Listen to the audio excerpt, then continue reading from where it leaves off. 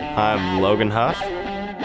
I studied Honda at MMI, Motorcycle Mechanics Institute, and then once I graduated there, I started wrenching, and I've been a technician in the field for about a year now.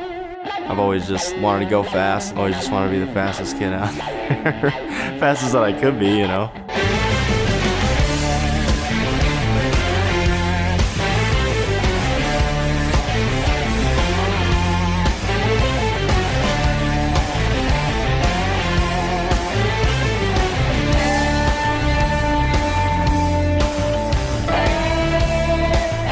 When I see other people ride, I'll watch them hit a corner or something like that, and I'll watch them ride, and I'll really look at how they're hitting certain things, and it keeps my attention.